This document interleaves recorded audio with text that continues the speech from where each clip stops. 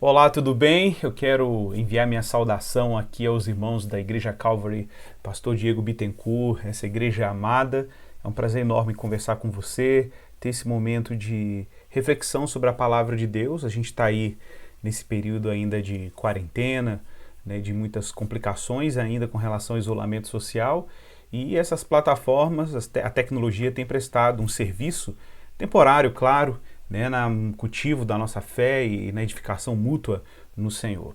Meu nome é Igor Miguel, sou pastor aqui da Igreja Esperança em Belo Horizonte e para mim é um prazer enorme estar falando para vocês daqui, direto da minha casa em Lagoa Santa, na região metropolitana da Grande BH, e é um prazer cultivar e caminhar com você na Palavra de Deus. E o tema que nós vamos tratar é um tema altamente relevante nesse momento e nesse cenário de quarentena, de isolamento social. É um tema que diz respeito ao nosso convívio familiar. O tema é Cultivando Lares Sábios. Cultivando Lares Sábios. Abra sua Bíblia, Deuteronômio capítulo 6, verso 4 até o verso 9. É um texto fundamental das Escrituras Sagradas. É um texto aí que se refere à aliança de Israel com Deus e que tipo de comunidade Deus estava interessado em forjar, uma vez que Israel estava agora liberto do Egito, né, e Deus estava ali desenhando uma nova identidade no seu povo. É um texto conhecido, Deuteronômio capítulo 6, verso 4 ao verso 9. Eu vou ler aqui com você a revista atualizada. Ouve, ó Israel, o Senhor nosso Deus é o único Senhor. Amarás o Senhor teu Deus de todo o teu coração, de toda a tua alma e com todas as tuas forças. E estas palavras que hoje te recomendo estarão no teu coração, e as ensinarás a teus filhos, e delas falarás sentado em tua casa, andando pelo caminho, ao deitar-te, ao levantar-te. Também as amarrarás como sinal na tua mão, e como faixa na testa, e as escreverás nos batentes da tua casa e nas tuas portas. Senhor, nós pedimos a tua graça sobre a tua palavra, pedimos que teu Espírito nos guie a toda a verdade, que a presença do teu Espírito esteja agora com cada um desses meus irmãos que estão aí ouvindo a tua palavra. Pedimos misericórdia do Senhor, perdão pelos nossos pecados e iluminação da tua graça, para que possamos prosseguir no discernimento da tua vontade apesar de nós. Que tu sejas exaltado como Deus e que Cristo floresça no coração de cada irmão que está me ouvindo aqui, mas também como uma grande árvore na edificação e no centro de nossas casas. Peço que essa graça também se estenda a essa comunidade de fé como um todo, que a Calvary, Pai, possa florescer como uma igreja cristã na sua cidade, em seu local, na sua vizinhança, espelhando e brilhando a glória de Jesus em tudo que ela fizer e em tudo que ela anuncia. É a nossa oração em Cristo Jesus. Amém.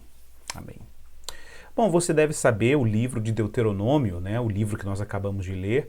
Ele é aí a última obra dentro da coleção bíblica chamada Pentateuco, que é composto aí pelos 5 primeiros livros da Bíblia. Deuteronômio quer dizer, literalmente, essa expressão que parece tão difícil, né? Quer dizer quer dizer a segunda ou cópia, né? Ou a outra. Nômios vem de nomos em grego, quer dizer lei, a cópia da lei ou outra lei, né?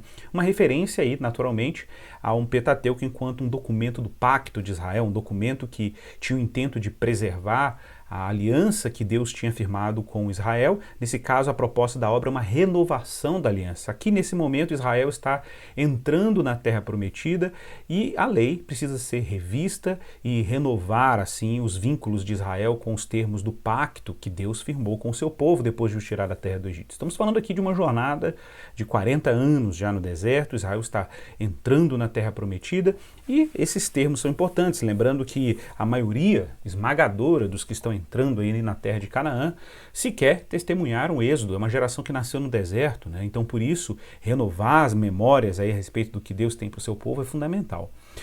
É um documento que tradicionalmente na teologia vem sendo tratado como o livro da renovação da aliança. Pensa assim, pensa que Deus fez um contrato pactual, um contrato com Israel depois que os libertou do Egito.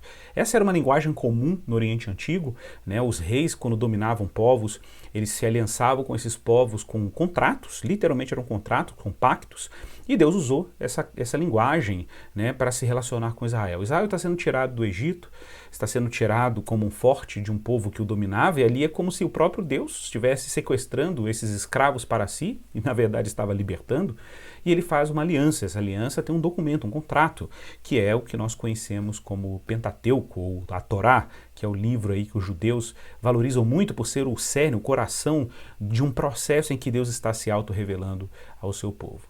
Então, esse é um documento que foi dado a Israel para que ele renovasse, assim, os termos dessa aliança com Deus na sua entrada agora na terra prometida. Não mais como um povo do êxodo, um povo peregrino, mas agora um povo que vai se estabelecer, inclusive se estabelecer como nação, como família de Deus na terra de Israel. Esse versículo aí, esse trecho que nós lemos, é bem conhecido entre os judeus como um credo mais antigo do judaísmo, pois ele faz uma afirmação muito séria sobre quem Deus é. Ele é conhecido, inclusive, em língua hebraica como Shema, ou Shema, como a gente pronuncia em língua hebraica. Shema quer dizer, é um verbo no imperativo, quer dizer escute, ouça, como o verso aí começou, ouça, ó Israel. Né? Ele tem um caráter confessional, inclusive entre os judeus há uma tradição de que o judeu, quando ele está prestes a morrer ou está no leito de morte, é recomendado que ele recite isso, mas eles geralmente oram o Shema, os mais religiosos, ao deitar e ao levantar, como o próprio texto instrui. Bom, lembrando que o próprio Jesus, no livro do Evangelho de Marcos, no capítulo 12, verso 28 até o verso 30, uma vez questionado por um dos escribas, né, que estavam ali presentes, qual era o maior dos mandamentos, Jesus responde em Marcos 12, 29. O principal é: ouve, ó Israel, o Senhor nosso Deus é o único Senhor, amará, pois, o Senhor teu Deus, de todo o teu coração, alma, entendimento e força. E o maior, depois desse, é: ama o teu próximo como a ti mesmo. Bom, para Jesus, observe, o maior dos mandamentos é Shema, o texto que nós acabamos de ler.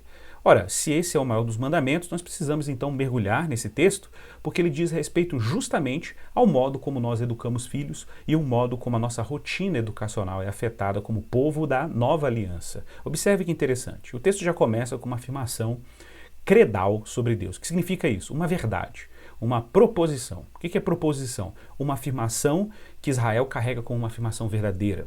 Nesse caso, uma afirmação verdadeira sobre Deus. Lembra que a expressão ouve ou escuta é uma expressão que é muito recorrente só nesse livro de Deuteronômio, que dirá nas outras obras. Só em Deuteronômio a expressão escuta ou ouve no imperativo aparece 82 vezes. Porque para mim dá um tom educacional dessa obra. Essa obra é uma obra que quer formar Israel dentro de uma determinada compreensão e uma vivência, uma cultura que tem Deus como centro de gravidade. Tá? Isso muda tudo, pessoal, muda tudo. Quando Deus, o único Deus verdadeiro, se torna o centro da nossa fé, isso afeta nossas vivências mais comuns, inclusive as vivências que nós temos em família. Eu quero pedir desculpa a você que eventualmente você vai ouvir passarinho cantando aí, porque eu estou aqui no interior, praticamente, tá bom?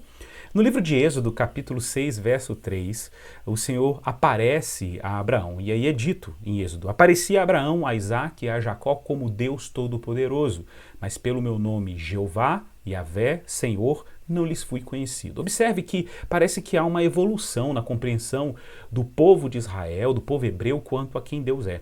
Abraão não tinha uma compreensão clara de que esse Deus era o único Deus de todas as nações. Esse Deus era o único Deus para ele. Tá? Mas essa noção de que ele é o único Deus sobre todos os povos é uma revelação progressiva que vai acontecendo na medida que o próprio Deus se relaciona com Israel. Bom, no livro de Deuteronômio, capítulo 4, se você volta alguns capítulos, eu queria que você abrisse a sua Bíblia comigo, no verso 5, então volta um pouquinho, algumas páginas para trás. Olha como Deus se refere ao povo de Israel. Eis que eu lhes tenho ensinado estatutos e juízos como o Senhor meu Deus me ordenou, para que vocês os cumpram na terra que passarão a possuir. Portanto, guardem e cumpram essas leis, porque isto será a sabedoria e o entendimento de vocês aos olhos dos povos. Atenção, que ouvindo todos esses estatutos dirão: de fato, este grande povo é gente sábia e inteligente.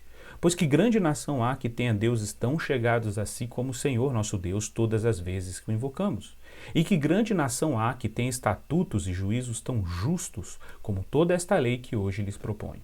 Então somente tenham cuidado e guardem bem a sua alma para que vocês não se esqueçam daquelas coisas que os seus olhos têm visto e elas não se afastem do seu coração todos os dias da sua vida. Agora atenção, vocês também contarão isso aos seus filhos e aos filhos dos seus filhos. Então observe que o interesse de Deus para com o povo que ele está libertando é que a verdade sobre esse Deus que os libertou, que é uma verdade que diz respeito à unidade dele, Deus é um, né? Essa é a grande revelação, se ele é um, não existem outros deuses ou outros povos que possam arrogar esse poder sobre os outros. Israel é um povo liberto da tirania dos deuses pagãos do Egito.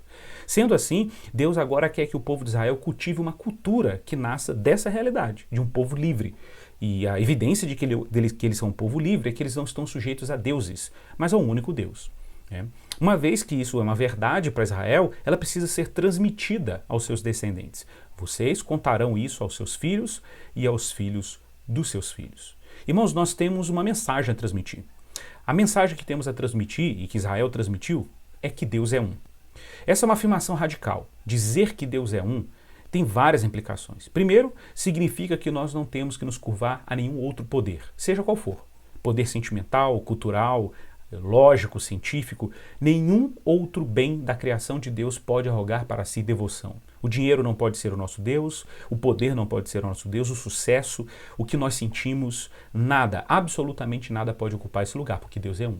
Se Deus é um, isso exige naturalmente uma devoção única, integral a quem Ele é. Afirmar que Deus é um e crer que Deus é um exige de nós plena devoção, total. Não existe nenhum aspecto da nossa vida que não possa estar curvado diante dele. Do contrário, essas coisas arrogarão para si um falso senhorio e se tornarão ídolos na nossa vida. Por isso, dizer que Deus é um é libertador. Não apenas dizer, viver a realidade de que Deus é um. Porque se Deus é um, tudo mais é relativo a ele. Nada pode ser absoluto. Afirmar que Deus é um também significa que todas as relações que nós temos na nossa vida precisam agora ser temperadas, moderadas por quem Deus é. Deus agora regula a nossa relação com todas as outras coisas, uma vez que essas coisas não são absolutas. Veja como isso é importante. Então, dizer que Deus é um exige uma resposta. Crer que Deus é um exige uma resposta. Qual a resposta? Verso 5. Amarás o Senhor teu Deus de todo o coração, com toda a tua alma e com todas as tuas forças. A ordem de amar, gente, significa que não basta um consentimento confessional, doutrinário, de acreditar que Deus é um. Isso não é suficiente. Lembre do apóstolo Tiago, crês tu que Deus é um só? Os demônios também creem e tremem. Afirmar que Deus é um tem o seu lugar, mas não é suficiente. É necessário responder a isso. E como respondemos a isso? Amando o Senhor. Como? De todo o coração, toda a alma, com todas as tuas forças. Bom, não basta consentimento confessional, meu irmão. É necessário sermos ativos na nossa resposta à revelação de Deus. Bom, é por isso que João Calvino, um importante reformador da igreja, que você deve já ter ouvido falar aí na sua comunidade, aí na Calvary, com certeza, João Calvino dizia o seguinte, veja que interessante, na famosa obra dele, Institutas da Religião Cristã. É necessário que a doutrina penetre em nosso peito e chegue a nossos costumes e de tal modo nos transforme que não nos seja infrutífera. Evangelho cuja eficácia deveria penetrar nos afetos mais íntimos do coração, 100 vezes mais do que as frias advertências dos filósofos, e assentar-se na alma e afetar o homem em sua totalidade. Olha, o que João Calvino está dizendo é que a doutrina cristã não pode ser uma doutrina meramente teórica, de lábios, mas ela deve penetrar nas afeições. Ela deve penetrar nos lugares mais profundos da vida humana. Bom, é bem isso que Paulo disse em Romanos capítulo 10, verso 8 e 9, quando ele falou, porque se com a tua boca confessares Jesus como Senhor e em teu coração creres que Deus o ressuscitou dentre os mortos, serás salvo.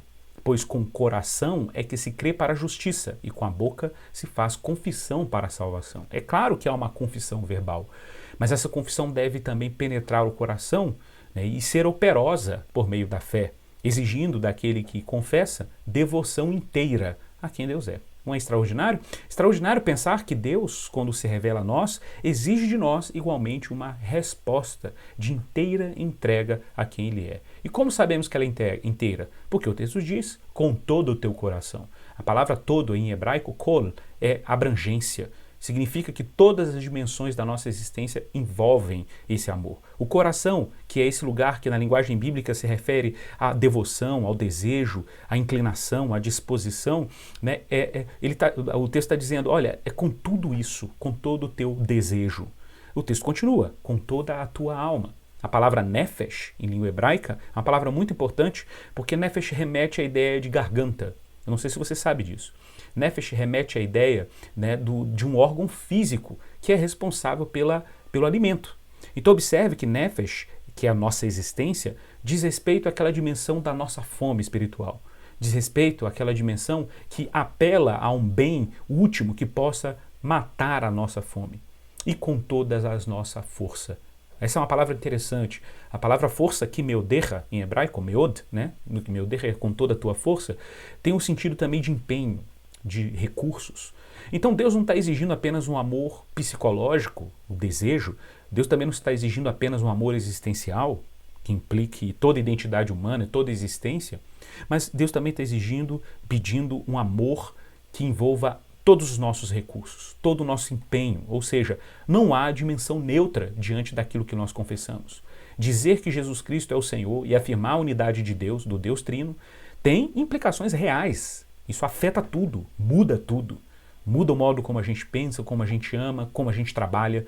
Tudo é uma expressão de devoção daquilo que nós confessamos com os nossos lábios. Olha, e o texto continua, observe. Então temos o primeiro bloco.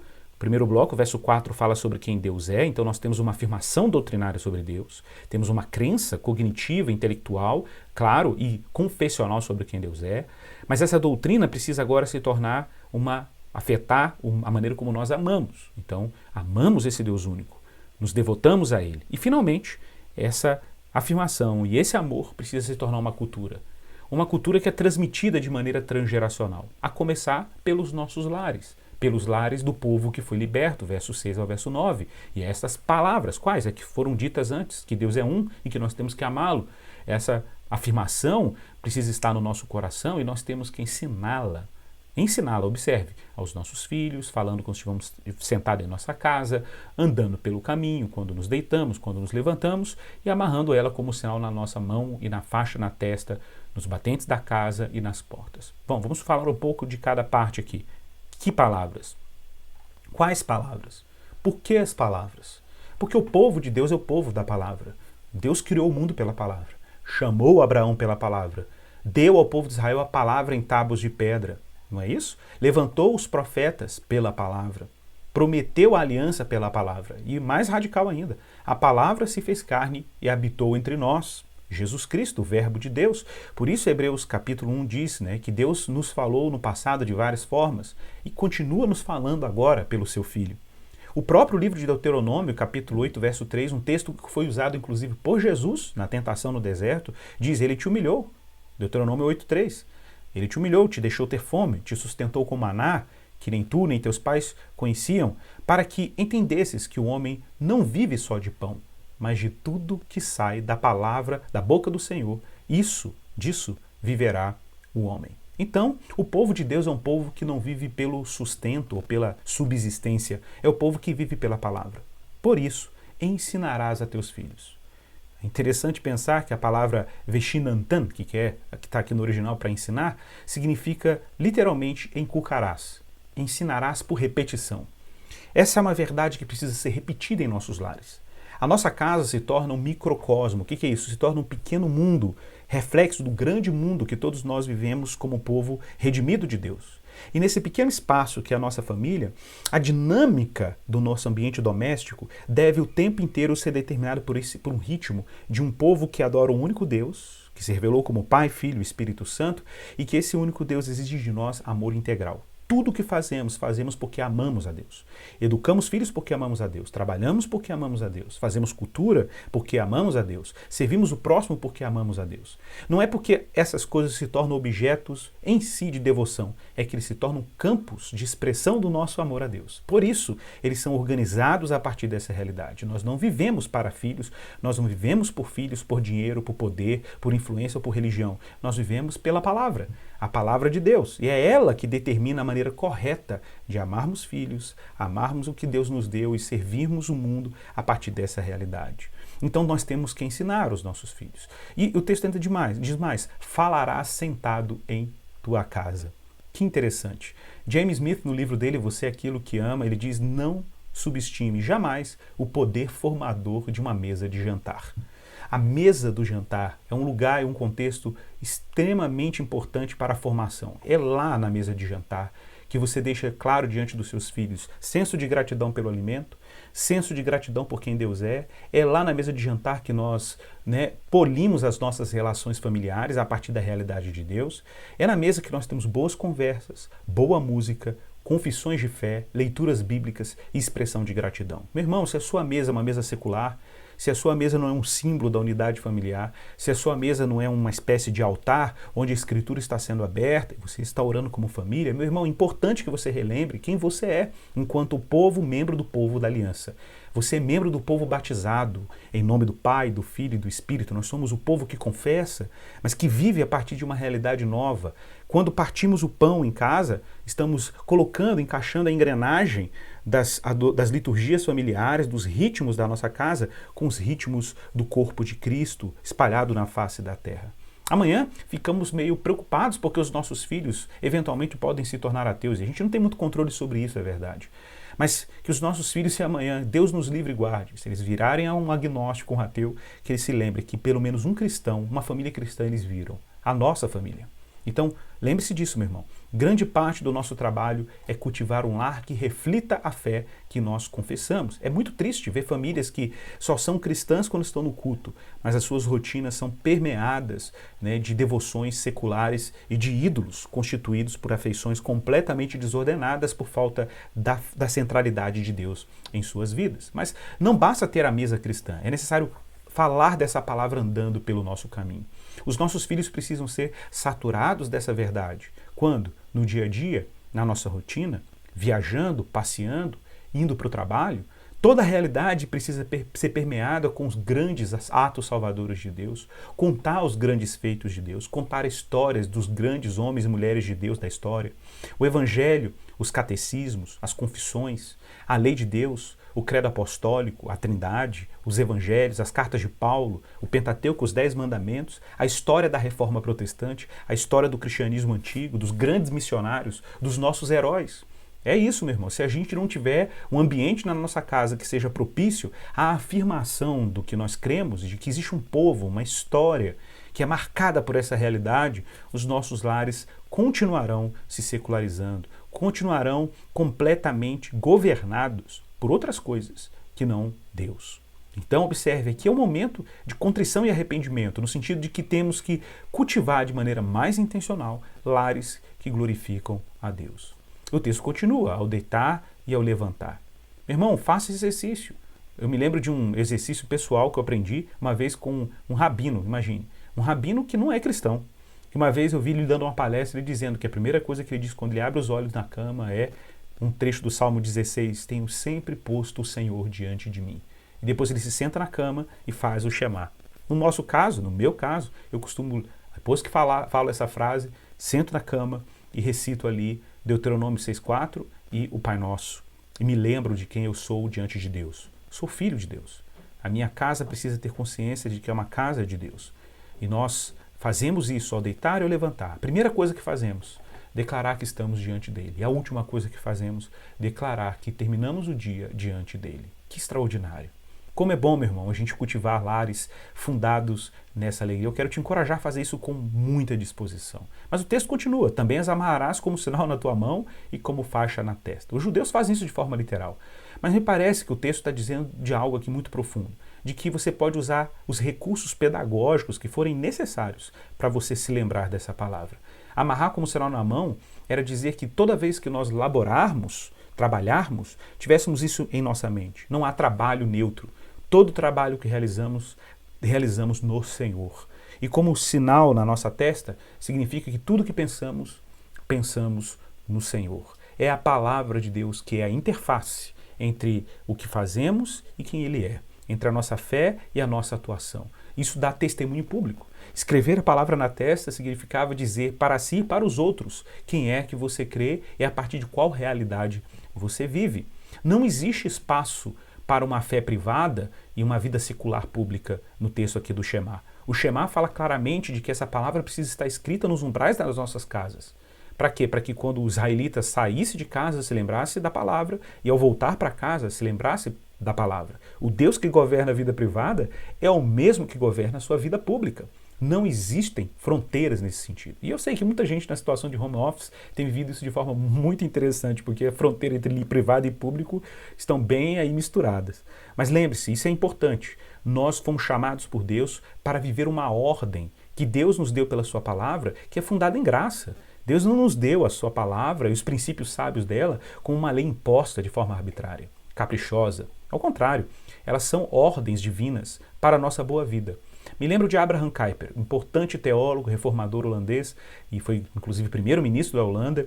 Dentre os seus escritos, que são interessantíssimos, uma vez ele disse: há ordenanças de Deus, para regular nossos pensamentos, ordenanças de Deus para ordenar nossa imaginação no campo da estética e também ordenanças estritas de Deus para toda a vida humana.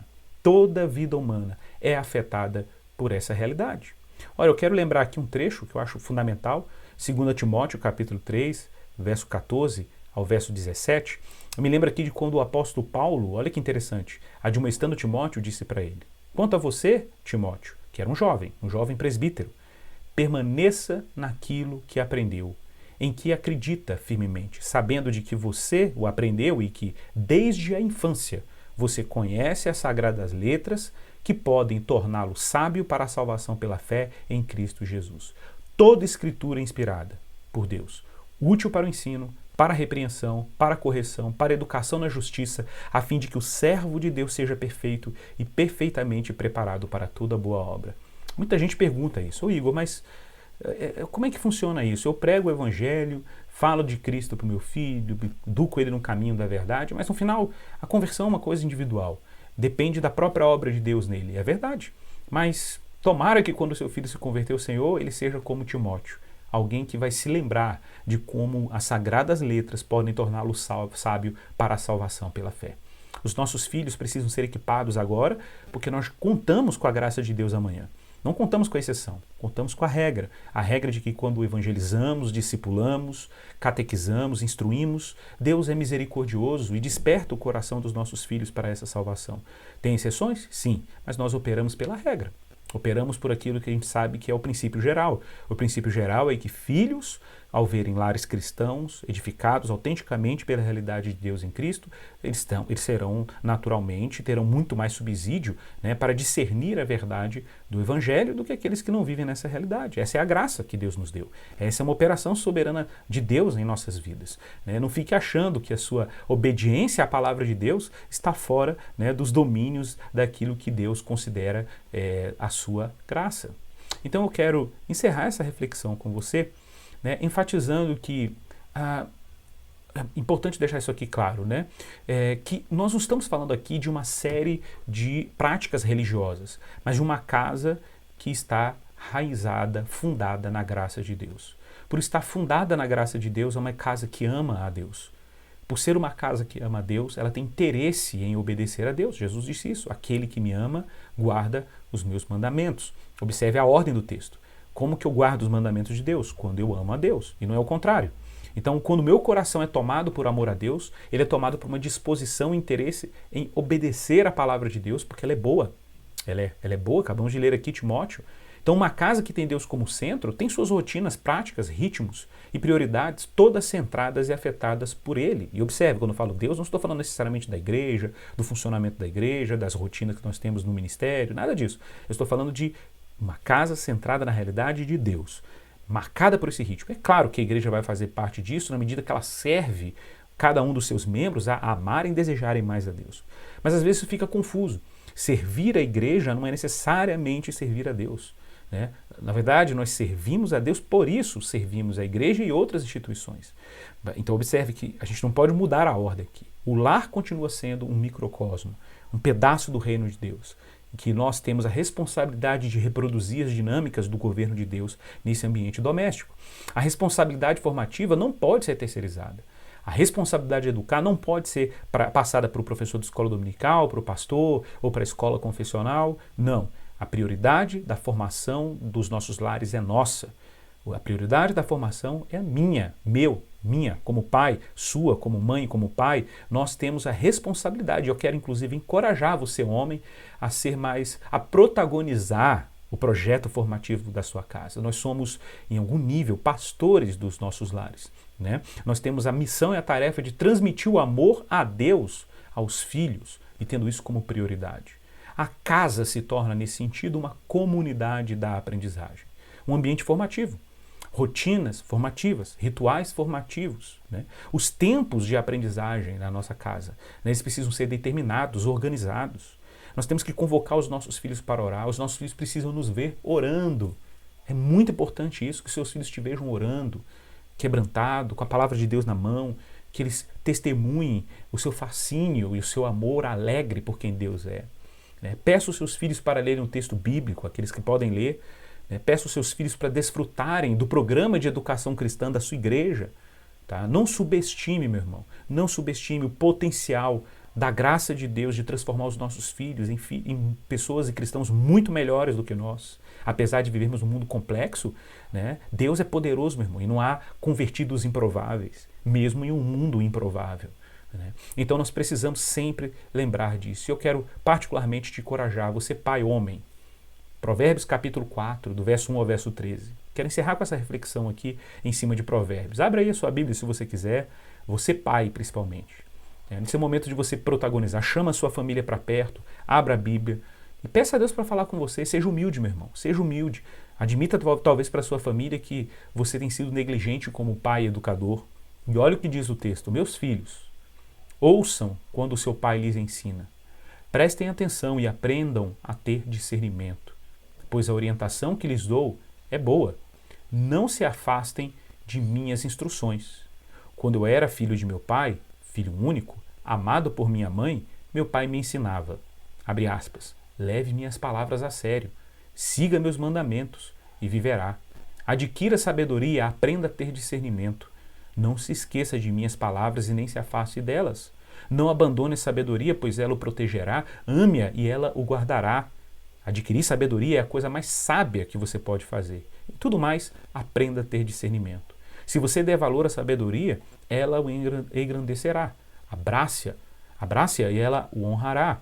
Ela lhe colocará uma bela grinalda na cabeça e o presenteará com uma linda coroa.